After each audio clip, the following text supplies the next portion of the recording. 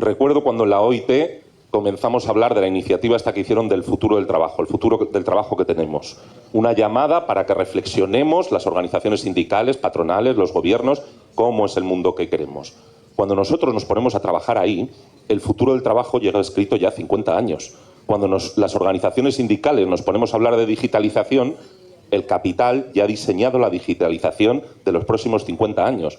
Nosotros estamos en la guerra del día a día, estamos apagando fuegos, estamos haciendo los convenios, estamos luchando contra los fascistas que nos invaden las sedes, que pintan barbaridades en las casas, que van contra los dirigentes sindicales, y ellos, mientras nosotros estamos en eso, ellos han diseñado cuál es el futuro del trabajo. Nunca tenemos tiempo de poner las luces largas, o nunca tenemos la capacidad o el deseo de poner las luces largas, porque seguramente sea también cuestionar nuestra propia estructura.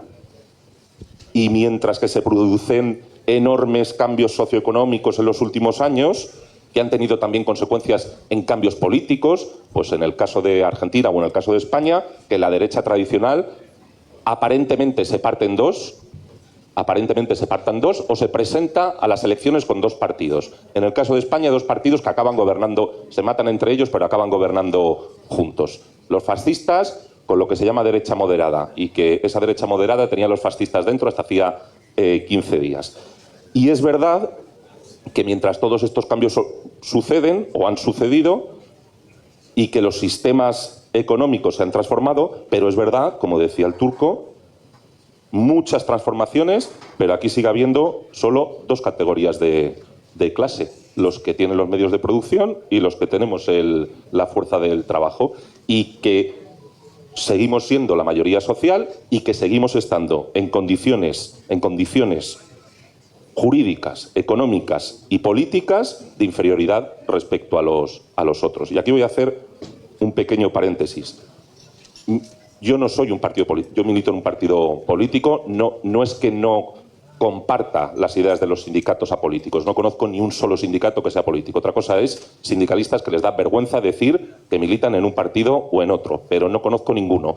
Creo que la actividad fundamental que hacemos las organizaciones sindicales, y conozco muchas, es debatir sobre política el 99% del tiempo, pero yo no soy un partido político. Yo no tengo responsabilidad política sobre lo que hacen los partidos políticos. A mí me gustaría que mi organización mandase en un partido político, pero no quiero que el partido mande en mi organización, y es más, me voy a oponer siempre a que el partido mande en mi organización, entre otras cosas para poder acompañarle cuando está en el gobierno y reclamarle lo que hace mal cuando está en el gobierno. Yo no tengo responsabilidades sobre lo que algunos partidos políticos han hecho y siguen haciendo cuando llegan al poder.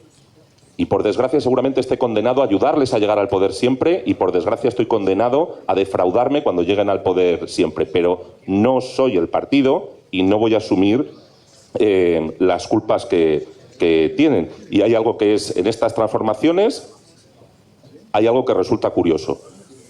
Si Reagan y Thatcher se inventaron las políticas globalizadoras o las llevaron a full las políticas globalizadoras, ahora vemos cómo los herederos de Reagan y Thatcher condenan y critican las políticas globalizadoras, y cómo los partidos de izquierda son los que tienen que defender las políticas globalizadoras. Cómo son los partidos de izquierda los que defienden la Agenda 2030, que seguramente salga de una agenda que habían marcado previamente los propios liberales.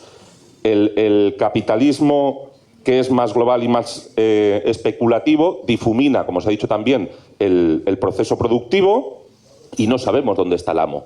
No sabemos dónde poner el piquete, porque seguramente el amo no esté acá, no esté en Buenos Aires, no esté en Madrid. A lo mejor el amo de esta empresa, si es que lo conocemos alguna vez, está en unas islas. No le podemos hacer un piquete, no le podemos amenazar, no le vamos a dar miedo porque está protegido con su familia.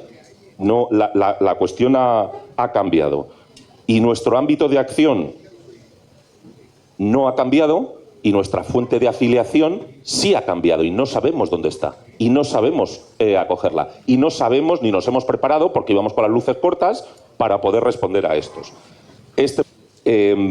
La unidad de la clase trabajadora requiere una alianza y una suma de culturas, y efectivamente, como ha dicho Rafael, tenemos que tener muy claro quién es el enemigo y dónde está el enemigo.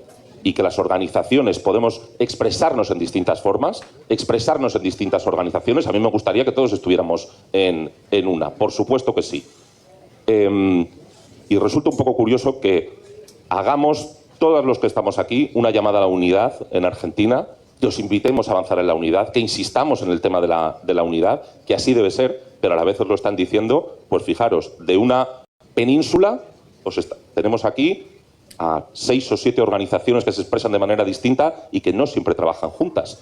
Que también, quiero subrayar el pequeño grado de hipocresía que tenemos cuando os animamos, compañeros, tenéis que trabajar juntos, y nos olvidamos que nosotros pues no siempre trabajamos juntos. Es más, la mayoría de los días trabajamos por separado.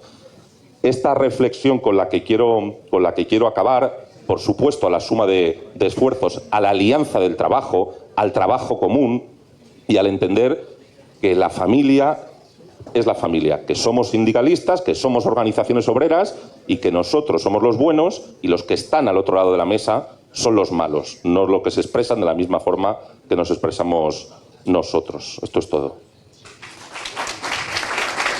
Y la pregunta también que nos tenemos que hacer nosotros es si podremos dar respuestas a los desafíos del presente con las herramientas que tuvimos y que heredamos del pasado. Efectivamente, el capitalismo no vive crisis. Eso es una mentira que ellos mismos nos hacen creer. El capitalismo se alimenta de las crisis, el capitalismo muta en función de las crisis. Y efectivamente también tiene esa rápida absorción de los cambios en las tecnologías que se representan también en el mundo del trabajo, en las prácticas productivas. Entonces nosotros no podemos seguir solo rezando el mantra de la unidad.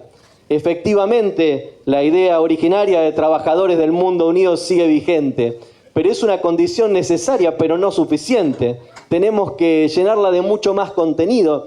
Y además la unidad de aquel mandato era la unidad solo de los trabajadores, porque era el espacio de representación del sector social en pugna con el capitalismo. Hoy la unidad no es solo con nosotros, tenemos que generar marcos de alianza mucho más amplios, mucho más concretos, y eso también lo vimos en Foz de Iguazú las otras semanas. Y vimos también que se convierte en un mito esa idea de que los jóvenes no quieren participar, no quieren militar en el movimiento social, o que las mujeres no tienen una actitud militante masiva en el frente social.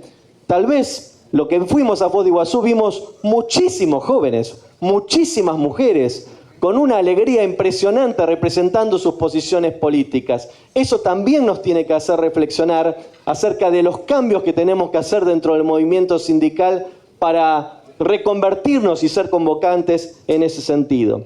Fito nos invitaba a reflexionar sobre el sindicalismo sociopolítico y quedó sobre la mesa también la idea de reflexionar sobre la relación del sindicalismo con los partidos políticos progresistas. Es un debate que debemos dar, es un debate actual, es un debate que nos condiciona permanentemente. La alineación ciega no es el camino, ya lo sabemos.